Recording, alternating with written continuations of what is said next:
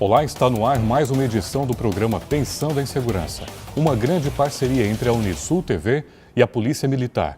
Um programa voltado para a comunidade, com informações e esclarecimentos na área da prevenção do crime, divulgação de projetos educativos, curiosidades, dicas de segurança e entrevistas com pessoas de diversas áreas, sempre com a finalidade de levar a temática da segurança pública mais perto de você. E o tema de hoje é sobre as urnas eletrônicas. São confiáveis? Qual o nível de segurança dessa tecnologia em uma eleição? Para esclarecer essas e muitas outras questões, eu recebo aqui no programa o chefe de cartório da 33ª Zona Eleitoral de Tubarão, Ricardo Leonete de Oliveira. Ricardo, muito obrigado aqui pela sua presença no nosso programa para trazer vários esclarecimentos sobre a segurança das urnas eletrônicas. Major, eu agradeço o convite. Acredito que hoje nós teremos uma grande oportunidade de esclarecer diversas dúvidas a respeito da confiabilidade do sistema eleitoral brasileiro, especialmente no que tange a segurança das urnas eletrônicas. Então, hoje eu estou aqui à disposição para responder qualquer tipo de pergunta relacionada a esse tema e vejo isso como uma grande oportunidade para esclarecer o teu público, os telespectadores da Unisul TV. Ótimo. Então vamos começar falando sobre a história das urnas eletrônicas, onde teve início, qual país, se foi no Brasil, como nasceu essa história? Sim. As urnas eletrônicas, elas tiveram como início um projeto que foi feito aqui no estado de Santa Catarina. Na cidade de Brusque, um juiz eleitoral com os servidores resolveram implementar pela primeira vez esse projeto. É uma iniciativa brasileira? Genuinamente brasileira, que nasceu no estado de Santa Catarina, o que é um motivo de orgulho para nós. Interessante. Então, desde 96, nós já temos as eleições feitas através do sistema eletrônico. Começou aqui, como eu falei, no estado de Santa Catarina, e em 1996, há 22 anos atrás, 1/3 da população brasileira já votou nesse sistema eletrônico de votação. 1/3? 1/3 em 96, isso, em 96. A partir de 2000, foi integralmente, 100% da população brasileira, dos eleitores, votaram a partir de 2000 no sistema eletrônico. Ok. E tecnicamente falando, como funciona o processo do voto na urna eletrônica? Tá. Primeiro é bom a gente esclarecer que todo o sistema ele é feito de forma transparente. Então, quem criou o projeto, né, foi o TSE, junto com a ABIN, a Agência Brasileira de Inteligência, com o Ministério da Ciência e Tecnologia, com peritos da Polícia Federal. Então, todas essas entidades, todos esses órgãos se reuniram para fazer esse projeto. Quando eles fizeram e viram que seria viável, foi implementado. Então, tudo que é feito através da urna foi feito através de uma tecnologia brasileira. O TSE encaminhou todo o projeto e aí contratou uma empresa para fazer o equipamento propriamente dito, né? Então, aquela notícia que de vez em quando surge que a urna foi feita na Venezuela, foi feita no exterior, não é verdade. O que acontece? Foi um projeto feito nacionalmente, através desses órgãos que eu citei, e a partir daí que sim foi contratada uma empresa para fazer o equipamento em si. Para desenvolver a ideia que foi criada aqui. Sim, a ideia foi toda feita, né, pelos órgãos brasileiros, porém na hora de construir o equipamento foi necessário a contratação de uma empresa, né? Atualmente quem faz, né, todo o equipamento, o hardware, o software, é uma empresa chamada Diebold, é uma empresa americana, mas ela faz conforme o projeto apresentado pelo TSE. Ok. E outros países desenvolvidos no mundo, eles também utilizam urna eletrônica ou se interessaram pelo modelo desenvolvido e criado aqui no Brasil? Sim. A gente escuta também, né, que as urnas eletrônicas elas só existem no Brasil, né? Esse sistema de votação eletrônico seria uma ideia brasileira que só ocorre aqui e em nenhum outro país desenvolvido, né, faz porque poderia ter um problema de segurança em relação a isso. Mas o que ocorre é o seguinte, diversos países envolvidos, entre eles Canadá, Austrália, Suíça, são países de primeiro mundo, adotam a urna eletrônica 100% em todo o sistema deles. Já os Estados Unidos, alguns estados dos Estados Unidos votam através do sistema eletrônico. Inclusive, esses dias saiu uma foto do Obama, né, o ex-presidente Barack Obama, votando na sua urna eletrônica lá em determinado estado dos Estados Unidos. Então lá, como cada estado ele é independente, cada um adota o seu sistema. Mas todos esses países, como eu falei, Canadá, Austrália, Suíça, adotam 100% sistema informatizado também. Inspirados no nosso modelo. Não necessariamente inspirados nos nossos modelos. Eles têm o sistema deles porque todo o sistema democrático, né, deles é muito diferente do nosso. Mas a ideia é a mesma, né? Tem lá um equipamento eletrônico, vota, depois totaliza. A ideia é a mesma. Porém, como o sistema democrático deles é muito diferente do nosso, a ideia não é exatamente igual. Então eles são inspirados, né, mas eles adaptam isso à realidade democrática, os valores do país, propriamente do país? Sim, eles fazem adaptação conforme o sistema eleitoral próprio deles, né? Conforme os Estados Unidos, como eu falei, eles elegem seus candidatos através de delegados. Então, esses delegados que são eleitos para votar pelos eleitores, como se fosse uma delegação de voto. Aqui não, aqui o brasileiro, o eleitor, ele vota por si, né? O eleitor ele é um voto individual, intransferível, né? Pessoal. Então, lá o sistema é diferente. Então, cada país desses que eu citei faz a adaptação conforme o seu sistema eleitoral. E saberia esclarecer também uma dúvida que muita gente pergunta, a comunidade, né, a população como um todo, por que países desenvolvidos ainda adotam o sistema eleitoral através da cédula de papel? Major, a gente tem uma questão, às vezes, cultural, né, de confiança nas pessoas daquele determinado país. Então, o que eu posso citar um exemplo. Digamos, a Suíça vota lá no sistema eletrônico, mas a Suécia já não vota. Mas é um país de primeiro mundo em que o nível, né, de cultura, de discernimento, de instrução das pessoas é muito diferente do nosso. Eu não estou dizendo que eles são mais honestos, não é exatamente isso. O que eu estou dizendo é o seguinte, lá, se tiver uma votação em papel, a margem de rasura, de talvez ali uma transferência de voto, alguma alteração naquilo que foi escrito, é muito menor. Aqui, quando as eleições eram no papel, ficava muito a margem de interpretação. Então, digamos, um 6, quando fosse lá verificado pelo escrutinador no papel, poderia virar um 9, um nome mal escrito poderia ser interpretado como o nome de outro candidato, não do candidato A, mas sim do candidato B. Então, quanto mais se tinha aqui a interferência manual dos escrutinadores, mais suscetível à fraude nós estávamos. Inclusive, tinham episódios em que as urnas de lona chegavam, né, com X votos, né, se tirava 100 cédulas, dessas 100 cédulas, a pouco tinha 120 na mesa, porque algumas pessoas que estavam participando, né, interessados, iam colocando outras cédulas em cima da mesa, e aí se apurava um voto maior daquilo que efetivamente tinha sido dado na urna. Outro problema também que ocorria no transporte, às vezes a urna vinha com poucos votos no meio desse transporte. Aqui, por exemplo, a gente tem o município de Jaguaruna, Torneira, 70 km de distância do cartório eleitoral. Nesse caminho, né, eu estou dando só um exemplo, não estou dizendo que aconteceu em Torneira e em Jaguaruna, mas nessa hipótese, imagina uma urna de lona chegando, 70 km nesse meio do caminho, quantos votos não poderiam ser tirados ou colocados? Né?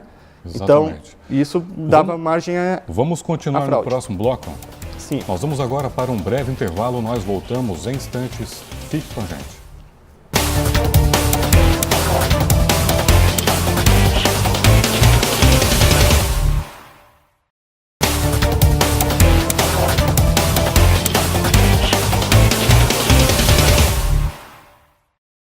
Olá, estamos de volta com o segundo bloco do programa Pensando em Segurança. O tema de hoje, a segurança das urnas eletrônicas. Estou conversando com o Ricardo Leonetti de Oliveira, que é chefe de cartório da 33ª Zona Eleitoral de Tubarão. Bom, Ricardo, então, dando continuidade, existe aí um mito, né, de que o sistema eleitoral brasileiro é realizado pela mesma empresa que realiza as eleições na Venezuela, que é a empresa Smartmatic. Isso são coisas que circulam, né, nas redes sociais, na internet. Isso é verdade? A Smartmatic tem alguma coisa a ver com as eleições do Brasil? Não, isso não é verdade, isso é um mito eleitoral, uma fake news. O que ocorre é o seguinte, a Justiça Eleitoral, ela tem que contratar uma empresa para fazer o equipamento, produzir o equipamento. Atualmente, a gente usa a Diebold, que é uma empresa americana, como eu falei. Porém, todo o sistema ele foi construído pelos órgãos brasileiros, a ABIN, Polícia Federal, Justiça Eleitoral, não teve nenhuma interferência de empresa estrangeira. Então, isso não é verdade. Então, podemos já afastar de vez, né, aproveitar a oportunidade hoje, para afastar esse mito aí do imaginário das pessoas. O que a gente percebeu nessas eleições de 2018 é que com a disseminação de fake news, as pessoas acabam acreditando, né, por conta de tanta veiculação, montagens, informações distorcidas. Infelizmente, as pessoas não vão buscar a fonte fidedigna, não vão buscar no site oficial a informação correta. E isso acabou gerando, inclusive, muito transtorno para a nossa justiça eleitoral. Tivemos uma certa desconfiança a respeito do nosso trabalho, mas há 22 anos as urnas eletrônicas são utilizadas no Brasil e nunca se comprovou nenhum tipo de fraude.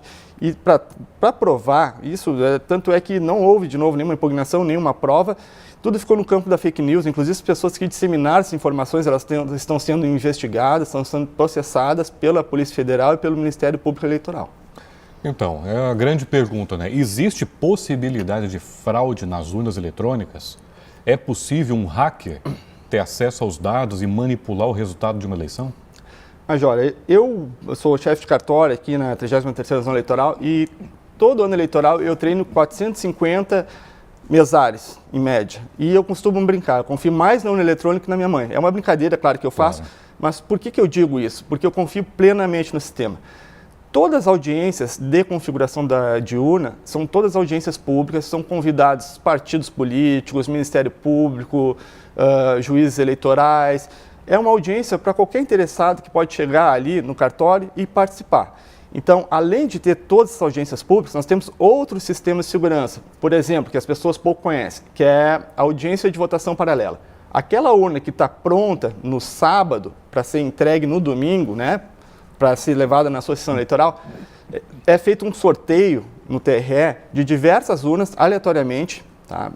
Como se fosse um bingo feito por crianças que participam da cerimônia e elas pegam as bolinhas, olha, a sessão X de Tubarão vai ter que nos levar uma urna para a gente fazer o acompanhamento da votação. Um sorteio mesmo, feito por crianças, né, acompanhado, filmado. São crianças convidadas de uma escola de Florianópolis, aí vão para a sede do TRE, faz esse bingo e sorteio, urnas aleatórias espalhadas por todo o estado. Aí o que ocorre? Se, por exemplo, uma urna de Tubarão foi sorteada, essa urna estava pronta para ser entregue na sessão. Vem o TRE, busca essa urna lacrada, que ela já está com lacre, e é levado lá para a sede do tribunal. Para quê? No domingo, com todos os dados já carregados na urna, ela lacrada, se abre essa urna no domingo, a partir das 8 da manhã, e faz uma votação exatamente como deveria ter sido feita aqui na sessão. Toda essa votação paralela ela é filmada o dia inteiro para provar que tudo aquilo que é digitado depois corresponde na hora da totalização. Exatamente. Então, assim, mas tem um programa espião na urna. Se tivesse programa espião, como é que ele nunca foi identificado nessa votação paralela? Né? Porque é um sorteio aleatório. Então, se é uma amostragem, né? É uma amostragem. Outro dado importante também é que a urna ela não tem nenhuma conexão com a internet. Seja internet com fio ou sem fio, ela não tem nenhuma conexão. Como se fosse uma calculadora. A urna é basicamente uma calculadora de votos. Né? Então, ela não tem nenhuma conexão com a internet, o que impede qualquer hacker acesse. E se, por exemplo, alguém tivesse colocado um programa nela através de um pendrive antes, que não fosse o programa próprio da Justiça Eleitoral assinado digitalmente, a urna trava e emite um sinal. E a urna também tem um sistema chamado log, como se fosse uma caixa preta. Ou seja, a urna ela só pode ser ligada em audiências públicas, como eu lhe falei, né, de configuração, de lacração, e no dia da eleição. Caso ela seja ligada antes, aparece depois o registro nessa caixa preta. E isso é proibido. Ou seja, se, por exemplo, alguém invadiu o depósito de justiça eleitoral e tentou instalar um programa, primeiro ela não funcionaria, porque não tem a correspondência com o programa lacrado originalmente na cerimônia pública. Segundo, isso ia ficar no log da urna, ia ficar na caixa preta registrado no dia tal, hora tal, alguém tentou inserir algum programa aqui. Registra o acesso. Tudo é registrado. A urna ela é auditável antes, durante e depois das eleições, embora falem que seria um sistema que não teria possibilidade de auditoria. Então, na sua avaliação, né, pela sua experiência, é um sistema confiável, então, para a nossa democracia? Eu volto a dizer, eu acredito, né, fielmente nas urnas, eu tenho certeza que não existe a possibilidade. Daqui a pouco alguém vai colocar, mas até os computadores dos Pentágonos já foram invadidos. Talvez sim, mas a urna ela não tem conexão com a internet. O único momento que a gente tem conexão da internet na apuração das eleições é quando a gente tira o pendrive, quem faz isso é um mesário, né? O presidente mesmo ele tira, acompanhando os fiscais de partido. Quando ele tira esse pendrive às 17 horas, no final das eleições, ele emite um boletim de urna, um papel com resultado. Esse papel ele pode entregar para o fiscal do partido, ele é obrigado a colocar na porta da sessão, aí esse pendrive chega para nós no cartório eleitoral, que aí sim é o primeiro contato na internet, mas é uma internet fechada, né? É uma rede fechada da Justiça Eleitoral. Mas talvez alguém possa invadir, como eu falei, o Pentágono já foi invadido, o pessoal cita isso. Mas se houver qualquer invasão, o papel já está na mão de quem apurou. Então, já foi impresso. Então, não tem como se alterar um papel que está escrito na mão de um fiscal de partido, que está na porta da sessão. Se houver qualquer alteração de voto, e nunca houve, porque ninguém hoje mostrou, olha, aqui está diferente, no papel está diferente daquilo que foi colocado lá no TSE. Nunca houve isso também. Ok, vamos continuar no próximo bloco novamente. Vamos agora para um breve intervalo, nós voltamos em instantes. Fique com a gente.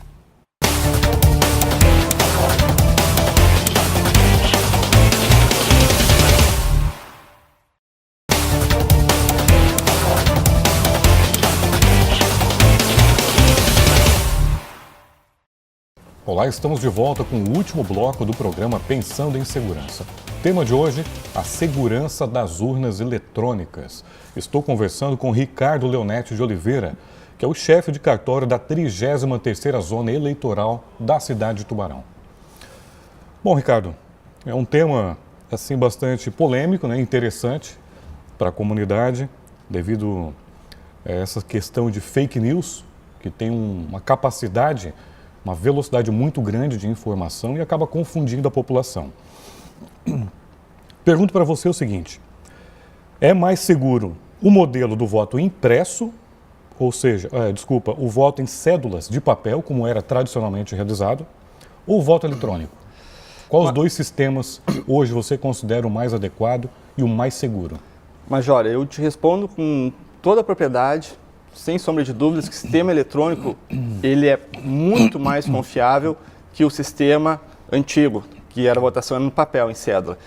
Esse sistema anterior, da votação em cédula, em papel, ele tinha muita ação humana, ou seja, um voto poderia ser interpretado de uma forma não como aquele eleitor que gostaria de expressar seu voto. Um 6 poderia virar um 9. A cada impugnação, e isso nós temos os servidores mais antigos como experiência, eles iam a cada impugnação de votos manuais, se fazia uma nova apuração. E a cada apuração, um novo resultado. Tanto era a margem de dúvidas em relação àquele sistema. A cada impugnação, um novo resultado. Era muito suscetível a erro. Uma eterna conferência. Uma eterna conferência, eram dias e dias apurando, eram papéis que sumiam, eram papéis que eram adulterados, eram cédulas manchadas, cédulas rasgadas, cédulas que não existiam e apareciam. Que colocava em dúvida, né? Totalmente, era um sistema que não tinha confiabilidade. Né? Hoje, com o sistema eletrônico, eu posso dizer que aquilo que foi colocado na urna e foi confirmado vai ser apurado exatamente como o eleitor colocou. Bom, a respeito então do voto impresso, que inclusive já é uma lei, né, aprovada, enfim, no seu entendimento, esse voto impresso, ele vai ajudar ou ajudaria a fortalecer a democracia e o próprio sistema, o processo eleitoral brasileiro? Major, esse tema é bem polêmico, mas eu tenho minha opinião, que é a seguinte: eu entendo que esse voto impresso não vai colaborar em nada, né, na segurança, na confiabilidade do sistema. E por que eu digo isso? Essa lei foi aprovada em 2017 e, a partir de uma medida cautelar do Ministério Público Federal, junto ao Supremo Tribunal Federal, foi suspensa a eficácia dessa lei. Então, ela não foi implementada neste ano, nas eleições de 2018, porque o Ministério Público Federal entendeu que isso poderia quebrar o sigilo do voto do eleitor e também não traria nenhum benefício em termos de segurança. Pelo contrário, poderia quebrar, né, o sigilo e atrapalhar todo o sistema. E por que eu digo isso? A ideia era o seguinte: ia se colocar uma impressora acoplada na urna, depois que o eleitor digitasse, confirmasse seus votos, sairia um boletim com os votos dele. E o que ocorre é o seguinte: eleições municipais principalmente, sempre tem um fiscal de partido dentro da sessão. Em municípios menores, a pessoa ia votar, mesmo ela tendo ali capacidade de ler, né, porque ela é alfabetizada, porque ela não tem nenhuma deficiência visual, ela poderia, caso tivesse vendido o seu voto, pedir para alguém confirmar. Olha, eu votei aqui no candidato A e B. É isso mesmo? Ela ia isso. E ela... Mas eu não estou conseguindo ler, eu tenho uma deficiência visual. Eu sou analfabeto. Só que a pessoa não é analfabeta e não é deficiente visual. Então ela pediu para alguém ler, alguém ia confirmar para ela: realmente, a senhora votou no A e B. O fiscal de partido que estava ali ia só confirmar. Pode pagar porque essa pessoa votou em nós, acabou de confirmar aqui.